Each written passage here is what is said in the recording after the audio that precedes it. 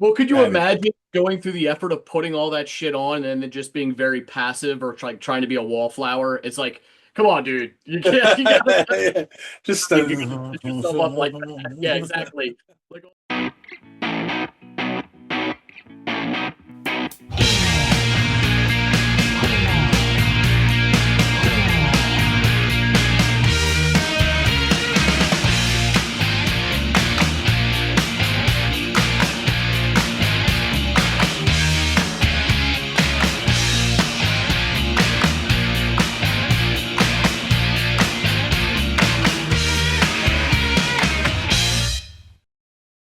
hey, everybody out there. Welcome back to another episode of the Audiophiles. I'm Andy, the fellow over there in the Brazil shirt. That is John.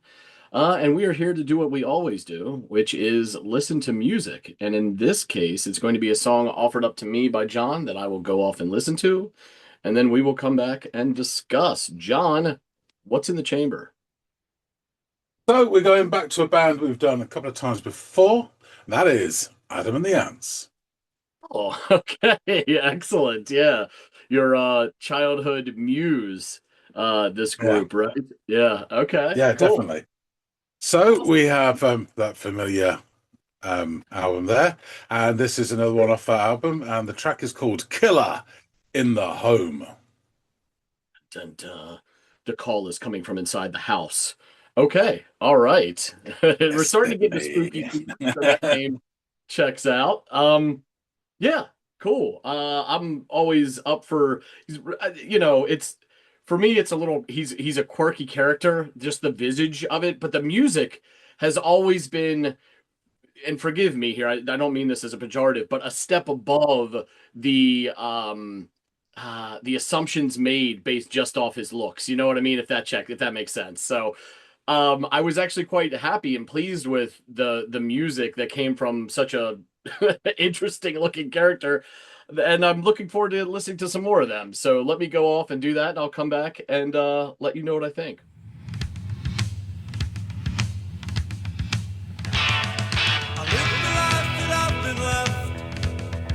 I leave most things unspoken. But deep inside, Geronimo is tearing me apart. I've seen him in the streets. I gotta say, I'm digging the rhythms of this song already. This sort of tom forward, simple but clearly moving drum line. This bass line that's sort of bouncing between two notes, dum dum dum dum dum dum, kind of working underneath that. Those three very tingy but clean guitar chords that get like strummed in succession. Those three, sort of at the end of every one of these measures. It gives it this movement, this kind of forward direct movement over top of which our buddy Adam can sing. And I think he said, "I live the life that I've been left," which is an interesting, I don't know, it's an interesting way of framing those circumstances. You know what I mean? Like the life you've been left. What does that suggest? And then there was, I mean, knowing what I know about Adam from Adam and the Ants, I shouldn't be surprised with this reference to Geronimo. And yet here I am still, while I'm not stunned by it, a bit confused because I don't know exactly where he's going with this allegory or metaphor, whatever it is. But yeah, I guess maybe we'll find out as we press on, and if we don't, we don't. I can just focus on the music. But yeah, so far so good. I'm going to take it back a little bit. And by a little bit, I mean to the beginning, and we're going to let this unfold again.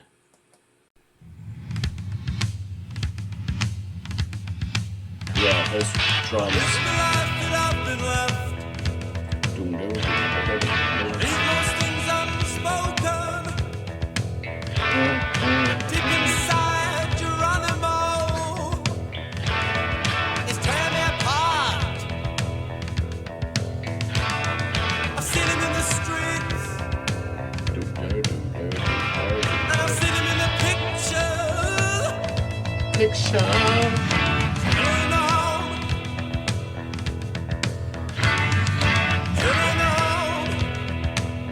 Okay, Killer in the Home. Now's the time I must digress from going through the motions. Take my head out of its sling. Free the warrior. I fight him in my dreams, and I fight until he kills me.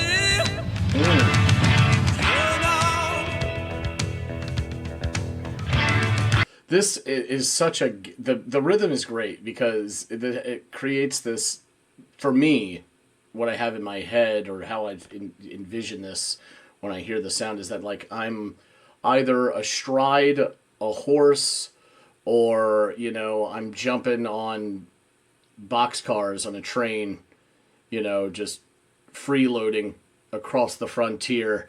There's this chugging or galloping kind of feel or motif to the rhythmic momentum of the song, which gives it that very direct forward progress feel to it.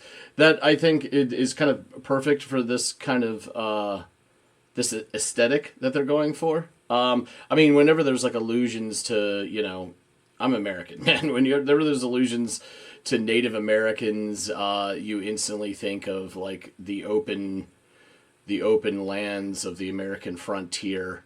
And this feels like you're striding through it or coursing through it on a locomotive or something. It's perfect, in my opinion, for the, capturing the mood of this track. So anyway, I admire that in the song. Let's move forward and see where we go.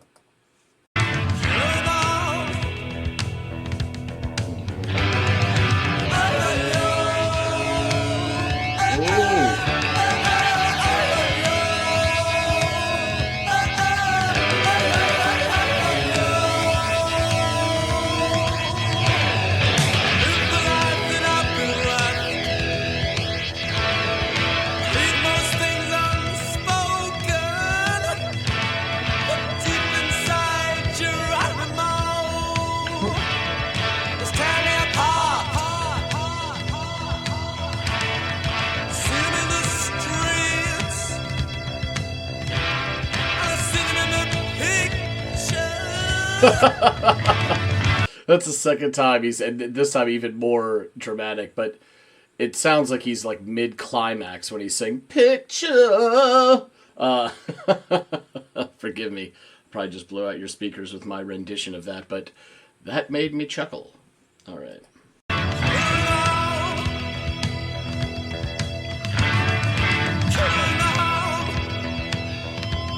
Come on, feedback. What are you doing?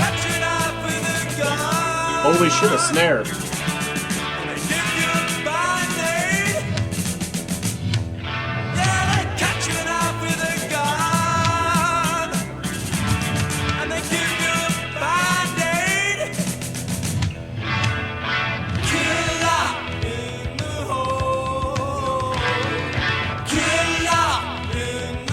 This is an interesting switch up on how he's delivering this refrain.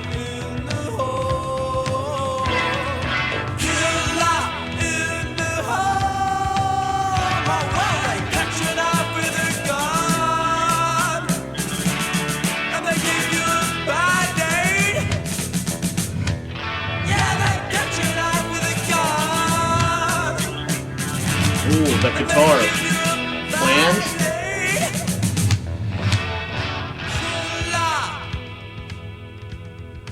Have I heard a cymbal in this song?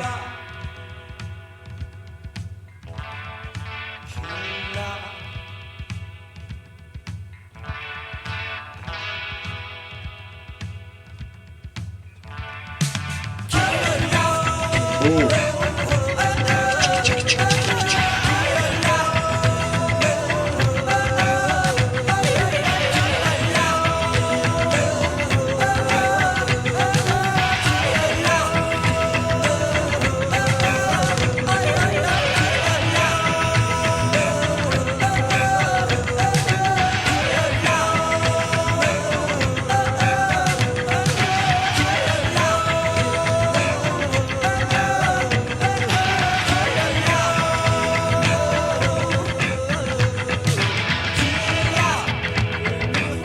Even this rhythmic guitar strumming. It's great. Killer is the home. Ooh. Killer is the home.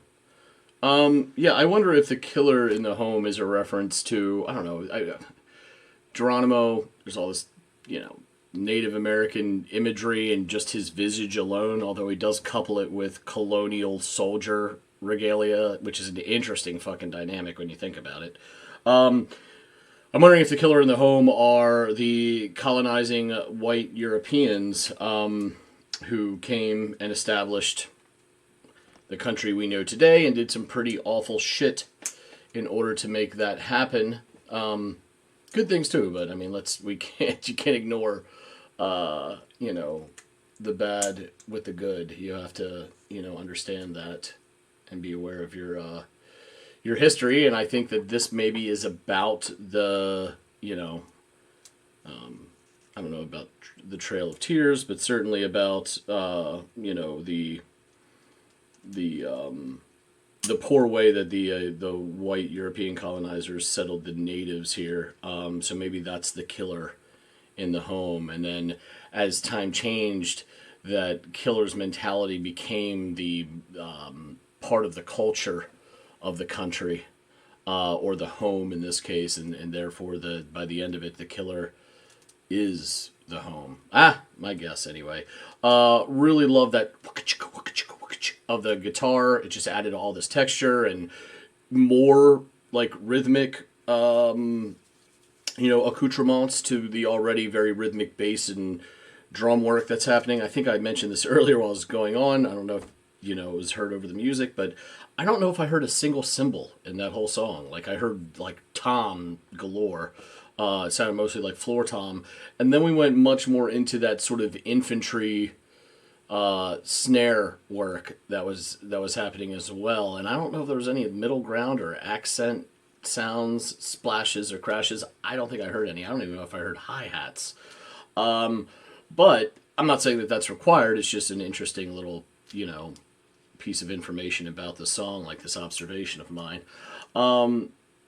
Yeah, this was a pretty cool song. It sounded like pretty straightforward. I think it was just like from a lyrical standpoint, here's this presentation, and then we're going to repeat it again.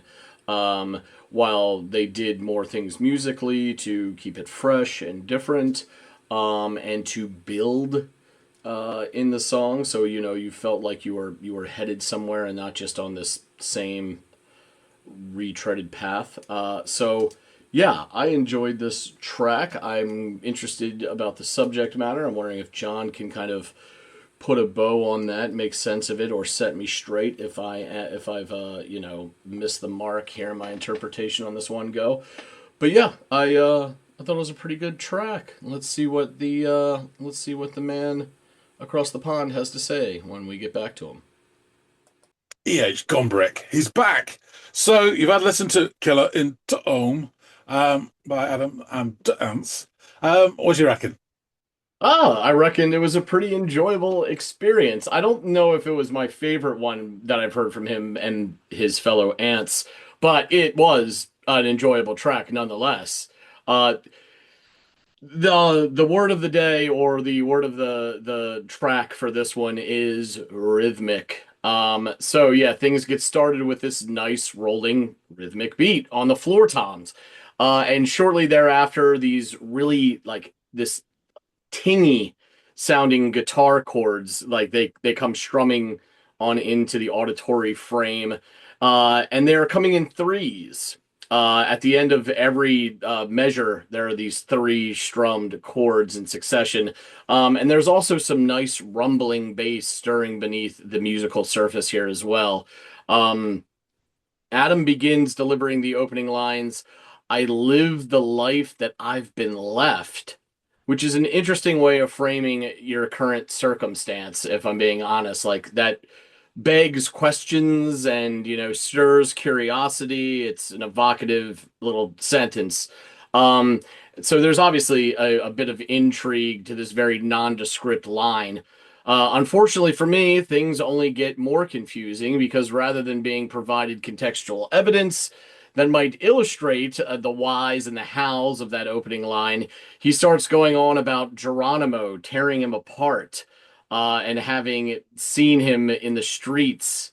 Um, and then some other line as well I didn't catch. But just to be fair, if it were any other artist, perhaps the jarring allusion to Geronimo might catch me off guard. But as I know, he has this weird interest in the American native culture, and as well as just that time period in America, as his very contradictory regalia would suggest. It's very, we've talked about this before, it's been some time, but it's always surprising for me as an American to see a white guy dressed up in colonial soldier, garb, while also having the makeup or face paint and, all the accoutrements of Native American culture, because both those cultures were, initially okay with each other, but then obviously that's not the way things unfolded or progressed between the two. So yeah, I'm sorry, go on.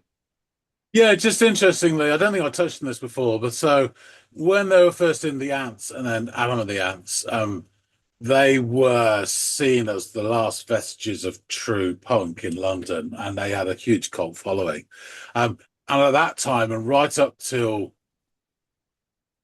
4 months before this album, they were always in black leather, PVC, S&M type gear, and that was Right. its kind of the sort of fetish kind of accoutrements and all that sort of Yeah. stuff. And then, hey presto, and I believe that the jacket Impressed. that he wears is kind of a semi homage to Jimi Hendrix, who wore one of those as Okay. well. Yeah, I could see that because it does sort of But have. he'd take bits from all over the place, he's not Yeah, yeah, fussy.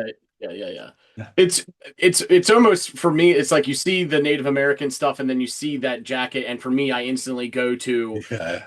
the colonial period. But I could see, yeah, you're right. Hendrix, Sergeant Pepper's era, Beatles Yeah. stuff. So I mean, it doesn't have to be that, but it's easy to come to draw that conclusion when you see the Native American stuff, because these were two Yeah. simultaneous groups living amongst one another in very tumultuous times between the two groups. So that's where my brain goes. But yeah, it's this Geronimo metaphor or allegory or allusion or reference is all it's interesting, and I'm trying to put it all together. So he then lands on the titular refrain, which he recites two times. All the while, the rhythm section is really moving, almost creating the sound and the mood and feeling of being like astride a horse or barreling along a train boxcar across the frontier as a freeloader or something like that. It's this forward momentum. And perhaps it's his look, or it's my, predisposition to think that it's about this sort of era of America where early train transportation or horseback riding and the sort of Wild West frontier comes to mind. Nonetheless, that's the vibe I'm getting, and I actually like how the music creates that feeling. So yeah, I'm really enjoying that. Before the refrain appears a second time, he rattles off some lines about not needing to digress from going through the motions, or about yeah, I think that's correct. And taking his head out of a sling. I think, and I'm not really sure what that exactly means. Maybe you can clear that up. But then mentions freeing the warrior and fighting him in his dreams. Okay. Again, I don't know what the hell he's on about, but it doesn't, it doesn't sound bad. Like, his voice sounds great, so fuck it, right? I'm sure you can piece this stuff for me together later. Um, After the second refrain, it sounds like he and the rest of his ants just hit essentially a repeat and then started the song over again, from a lyrical standpoint, right? Like, I think he just goes through the same stanzas of lyrics that he had in the first half. And he delivers the line, "See him in the picture."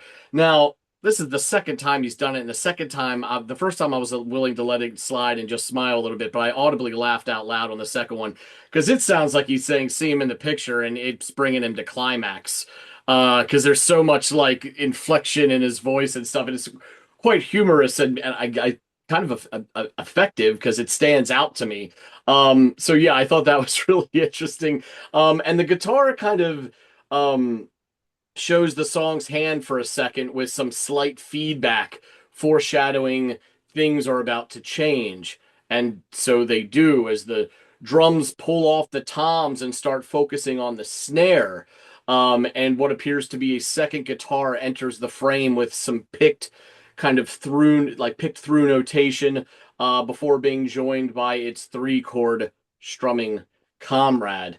And the snare strikes are punctuated with these tom strikes that almost sound like it almost has like a vacuum, like suction sound, or like an inhaling sound when it hits. I thought that was really cool. So it almost felt like you could hear the air being pulled in around the drum at this point. I thought that was really kind of neat, actually. It's also around this point that he delivers the refrain again, but differently than he had earlier in the track. He sounds a little lower, and he's elongating the word home. Um, and more infantry snare work follows this. And it sounds like some flange affected guitar, really a little bit low in the mix, but you can hear it as the other guitar strums those ever present three chords. So things begin to die down for a bit, just a few seconds, creating this sort of false sense of calm before the scratching of the guitar string kicks off and the tempo picks up on the drums. And this is coupled with dual vocal tracks that are just kind of vocalizing sounds over top of the music. I don't think it's the first time that sort of vocalizing has appeared, but it's really front and center at this point. All the while, the one guitar continues to just rhythmically scratch along with the bass and the drums, while the other refuses to break that three chord stride. And soon it begins to fade. And when it does, Adam repeats the titular lines until the song winds down, but he dismounts with "The killer is the home." So yeah, I really enjoyed the rhythmic nature of this song and how the guitars were featured throughout, especially during the second half when that second guitar started to really stand out a bit. But even those punctuating three chords were kind of the perfect cherry on top of the end of each measure to kind of bring everything home. Uh, the the meaning, I didn't catch a lot of the words, but the ones I did, with his allusions, obviously, to a Native American hero, and this idea of the killer being in the home, and then dismounting on "the killer is the home," sounds to me like it could possibly be a reference to the colonial Europeans that, moved basically and took over the United States, and a lot of the land that was, overseen by and belonging to the natives. And to the point where it's like, yeah, we have enemies at the gate. We have enemies at the gate. Now they're so here and so ingrained and have such a grip on the land and the things that happen within it, that their culture has become the predominant culture. That the home went from being something that we're defended to being something that we're now afraid of, because it is now part of who or what it is. So that is my interpretation. You can maybe set me straight on that. But yeah, tell me a bit more about this track, John. Yeah, so thanks for that, Andy. As mentioned before, we have previously listened to two tracks on the channel from Adam and the Ants, that being the titular single "Kings of the Frontier" and "Ant Invasion." I will make a playlist up with those two and this one. You can go back and look at the previous episodes where I delve more into the formation of the band, etc. Yeah, I picked this track because it's really interesting. I think the production on this is fantastic. In fact, the whole album. But it's some really nice bits in this. And it is interesting. And there's a couple of interesting things about this. So very, very quick recap. They were formed in London. Adam Ant used to be in a band called Bazooka Joe, who were famous only because they headlined the gig at St. Martin's Art College in 1975 when Sex Pistols played their first ever show, and they had a Mm. big fight. And Adam Ant was bass player in Bazooka Joe. He then went on for Ants, The Ants, and then Adam and the Ants. So after their debut album, Dirk Wears White Socks, fantastic. He made the mistake of getting Malcolm McLaren, Sex Pistols manager, in to help with the band. And Malcolm does what Malcolm does and stole the rest of the band and went off and formed another band called Bow Wow Wow. Disconsolate, Adam Ant thought things were over, but he managed to revitalize with guitarist Marco Perrone, who played in the with Susie and the Banshees in their first ever gig. It's really interesting, all this historical stuff. Yeah. And that was a collaboration, Adam and Marco, that lasted for a couple of decades, well into his solo career. He also got some other personnel on board, including Merrick, also known as Chris Hughes, who's a drummer. They have that fantastic 2-drum sound with the Burundi drums. But as well as being Merrick the drummer, Chris Hughes was the producer. And he really sort of crystallized the sound and the vision from Adam Ant to this interesting post-punk with these weird influences and whacked in all these poppy hooks that gave him such great success. Yeah, It was a master stroke. Can I ask a quick question? Something else that I think you mentioned the drum, so of course my mind went to reflecting on the drum work in this track, which was really rhythmic and the backbone of the whole movement of it. I don't think I heard one goddamn cymbal in this whole thing. I don't even know if I heard. I don't think I did either. Yeah. I just want to know if that was an accurate observation, because reflecting on it, I mean, toms, just toms, and then snare and tom. But I don't even know if I caught a hi-hat, let alone a splash or a crash being heard in there. So I'd have to listen to it again, but I think you're right. I think it's just sticking to almost tribal drumming. You know? Yes.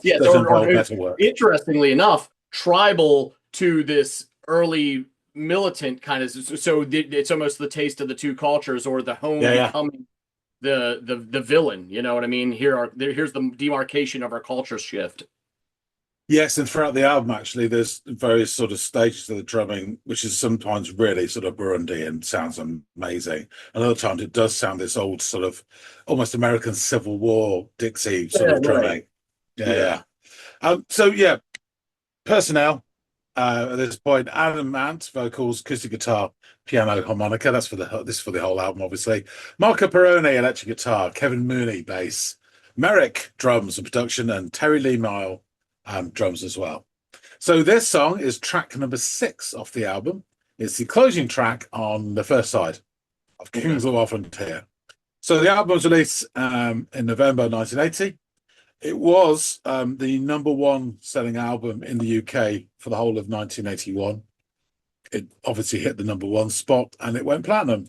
And also it hit the number 1 spot and went double platinum in Australia. There you go. The album's sleeve art is in itself a piece of pop history and an enduring image of the 80s. So it was shot by renowned photographer Peter Ashworth, who was also at one point a member of The. And they were at the top of the Pops, and they were doing a video recording of the screen tests before his first appearance at Top of the Pops. And this is a picture of the video. So it's a picture of a picture, and it's intentionally pixelated to make it one step removed from reality, very much like Adam Ant himself. Yes, I was just going to say, par for the course. So just a couple of things to recap on this album. AllMusic said Kings of the Wild Frontier is one of the great defining albums of its time. There's simply nothing like it. Nothing else has the same bravado, the same swagger, the same gleeful self-aggrandizement and sense of camp. It arrived at precisely the right time, at the forefront of New Wave. So Adam and the Ants exploded into the British popular consciousness. If Image was all that they had, they would have remained a fad. But Kings of the Wild Frontier remains a terrific album because of some tremendous songs. The title track and Ant Music are classic hits, while Killer in the Home is every bit their equal. That's why it still sounds like nothing else years after its release. A record collector said the Ants, sharply delineated, if somewhat mix and match image, was reflected in a brazen showboating sound that cited spaghetti westerns, Burundi beat, bar chord punk, and peacock glam on the same page. Guitarist Marco Peroni plundered from the best, whether it be the Link Ray rumble that powers Killer in the Home, or those economical Ronson-esque mini solos, such as the 8-bar phrase in Adam the and that music, which is hilarious. The solo in that. Anyway, delivered an oral mark of Zorro, like with a swashbuckling flourish. So in 2020, Rolling Stone included King Monsters in their 80 greatest albums of 1980 list, and also King of the Wild Frontiers is included in the book. 1001 albums you must hear before you die. No, we've already dived into this twice when mentioning this album, but just out of force of habit, there's Deborah. There he is, and I think I've done this before, but same page, Dexys. Unbelievably fantastic album. Next page, back in bloody black. Page after that, Dead Kennedys, Fresh Fruit for Rotten Vegetables, Peter Gabriel, Melt, The Soft Boys, Underwater Moonlight. After that, The Cure, 17 Seconds. After that, Echo and the Bunnymen, Crocodiles, Motorhead, Ace of Spades, Killing Joke, Talking Heads, Remaining Lights, Joy Division, Closer, The Undertones, Hypnotized. I mean, banger, banger. The Jam sound effects, Tom Waits, Heart Attack and Vine, Booby 40, The Teardrop Explodes, Specials, More Specials, Stevie Wonder, Arco Diver. I mean, what a year to be alive. I was 10. I was gonna say, Fantastic stuff. I would have no idea. I was -3. So Really, I don't remember 1980 being that fantastic when I was 10, but I think there's a few songs, a few albums in there that I maybe appreciated a bit later on in my life. But anyway, the lyrics, I think in terms of the meaning, etc., I think you're pretty much there. There's no definitive meaning or guide, but given the sort of things that were running through his mind, I think you're pretty much, I've always sort of pictured it that way as well. Okay. Okay. I live the life that I've been left. I leave most things unspoken, but deep inside, Geronimo is tearing me apart. I've seen him in the streets, and I've seen him in the pictures. Killer in the Home, Killer in the Home. Now's the time I must digress from going through the motions. Take my head out of its sling, free the warrior. I'll fight him in my dreams, and I'll fight him till he kills me. Killer in the Home, Killer in the Home. And there we get that. Again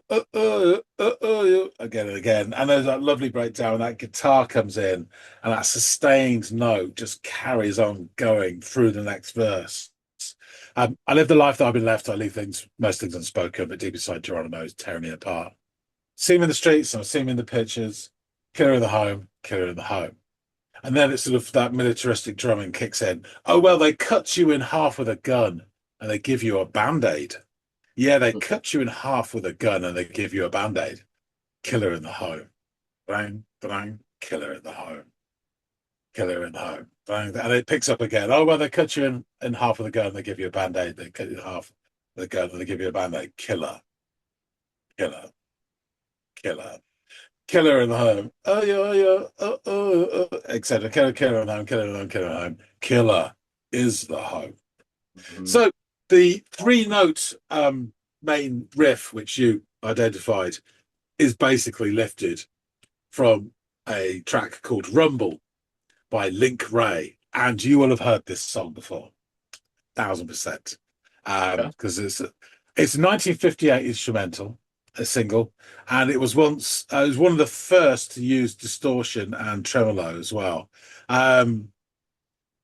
Several radio stations refused to play the record because the term rumble was slang for a gang fight, and they were worried that the piece's harsh sound glorified juvenile delinquency. Can you imagine a bloody instrumental being banned because it's too right on? Because of the word rumble. It's ridiculous. It does. I mean, I think because of the time, 1958, it probably does sound quite brutal-ish. I don't know. It's really cool. That down, down, down.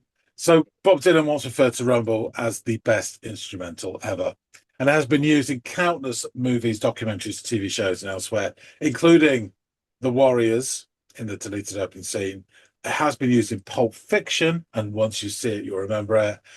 Independence Day, and in the pilot episode of The Sopranos. Another interesting factoid: Killer in the Home quotes Apocalypse Now in its lyrics.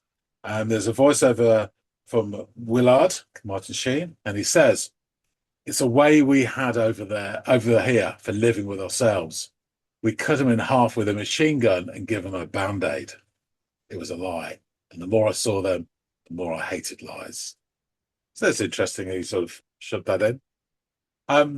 Also, there's one thing I didn't appreciate as a 10-year-old listening to this album, and wanting to have a big white stripe across my face as well. And it was my favorite Christmas present of 1980, was this album. It is the fantastic production. I mean, the beautiful clarity of the guitars and the feedback is something to behold. Listen to it 45 years later, I still love it. And it does have a bit of that poppy hook to it, with that sort of alternative post-punky type influence and punk influence as well. So yeah, often it's sort of dismissed as a bit of stuff and nonsense out of the Ants, but I do think their first two albums are fantastic. Hence it's on the show. There you go. Right. Well, no, it was a very good listen. It was a very interesting subject matter. I like the way that he's not. I respect that has shown enough interest in something that is completely foreign to his roots, and inspired so much by it that he would pick up pen and paper and instrument and craft not only a song about it, but an entire album that kind of takes on those themes in some way, shape, or form from track to track. It's pretty cool. Yeah, something different. I think pre-internet and everything, he'd actually do his research on this, and I believe he did write, if not speak, to certain members of Native American tribes and representatives to Right. make sure he wouldn't be offending when he did certain stuff. So yeah, it's interesting. Yeah, I mean the live stuff for them is really interesting, and his voice is always fantastic. Sounds just Yeah. like studio. But you do have that visual nonsense going on. Thank And you he for is an showing. incredible ham as well. He really Yeah. hams it up when he's doing. But if you get past that, Yeah. it's great. Well, could you Anyway. imagine going through the effort of putting all that shit on and then just being very passive or like trying to be a wallflower? It's like, come on, dude. You can't. You gotta, Just you gotta set yourself up like that. Yeah, exactly. Like old Mr. Unassuming line stripe face in his fucking, Captain America jacket. Yeah, it's like, okay, man. Brilliant. All right, I'll wrap things up. Thanks for listening to this, Andy. Folks out there, tell us what you think. If you like some Adam and the Ants, then please hit the like button. Let us know. Drop some comments. We'd love to hear from you about this or any other track, the other two we've done as well, or anything else. Third album's really got a couple of good bits in it, but really is a lot of nonsense. And then his solo career isn't that great. But he had his time in the limelight, and this is it. So yeah, please, we'd love to hear from you. If you haven't subscribed already, please do. And you can get your free Pirates outfit upon successful viewing of 100 episodes. Anyway, thanks so much for watching. And we'll see all of you on the next episode of The Audiophiles. See you later, guys.